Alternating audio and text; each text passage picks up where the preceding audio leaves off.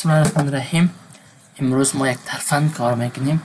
ترفند ما است که چگونه ما میتوانیم یک تا فولدری بدون شکل ظاهری و همچنان بدون نام بسازیم.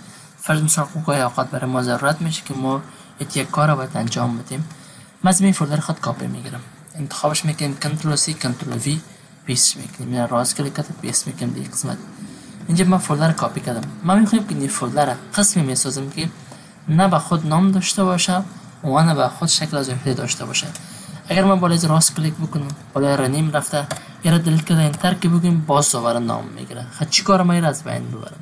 اول شکل ظاهریش از بین میبریم، راست کلیک میکنیم سرش خواب اول سایز ما خورد میکنیم به این ترتیب.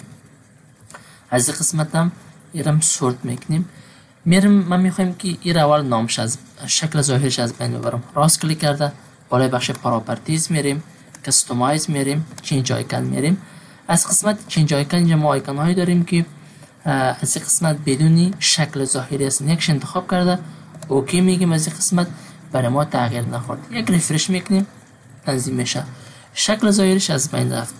اگر ما داخل از را باز بکنیم تمام اطلاعات ما یا تصویر هر چی که باشه داخل ازی برای ما شما موجود است. پس میخوایم که نامش از بین ببریم. راست کلیک میکنیم بالایش رنیم میگیم.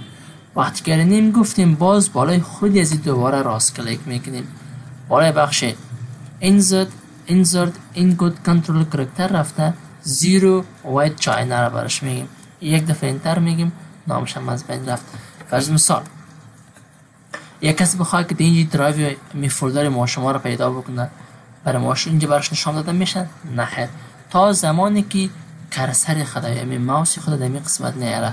وقتی کرسر که در این ساحه آمد یک اشاره برش داده میشه. میبینیم به این شکل که بالای دبل کلیک بکنه تمام اطلاعات در داخل ازی موجود می باشه. این بود به این شکل. پس اگر خواسته باشیم برای شکل ظاهری بدیم، راست کلیک میکنیم، پراپرتیز میریم، بالای کستومایز رفته چینج آیکن شکل ظاهری برش دوباره انتخاب کرده اوکی میگیم، برش اوکی میگیم. اگر شما 10 فولدر داشته باشیم یا داخل فولدرهای خود نگهداری کنید، شما کسی نمیفهمه که اینجا کدام فولدری وجود داره. پس اگر نام خواسته باشین این به نام کی باشه؟ علی باشه. پس دوباره نام برش میدیم به این ترتیب. و دیگه چگونه ما میتونیم به یک نام چندین فولدر داشته باشیم؟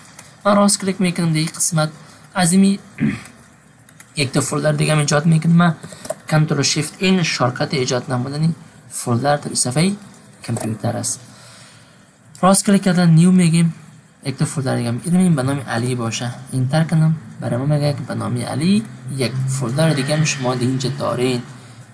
و باید به یک نام دیگه شما بسازین. پس اجازه برای من نمیده. چیکار بکنم به یک نام بسازم؟ راست کلیک بالایش اول نشته میکنیم علی، باز دوباره سر امی راست کلیک میکنیم insert input control کارکتر، این دفعه میریم زیرو وید نان جاینر انتخاب کرده انتر بگیم به یک نام ساخته شد.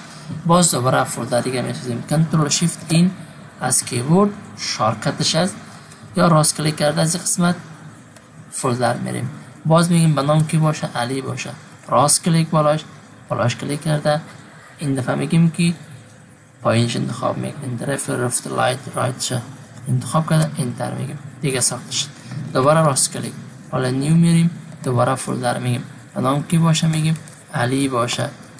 باز راست کلیک میکنیم بالاش بالای میریم از این قسمت دوباره این دفعه پایینش انتخاب کرده انتر که بگیم برای ما ساخته میشه. هر قدر خواسته باشیم میتونیم ما شما فولدر به یک نام و میتونیم همچنان یک فولدر بدون نام و بدون شکل ظاهری بسازیم. این بود ترفند امروزی ما. اگر از ویدیو خوشتون آمد لایک کنین، سابسکرایب کنین و دوستانم به اشتراک بگذارین و یک کامنت خوبم در پایینش اما بنویسید.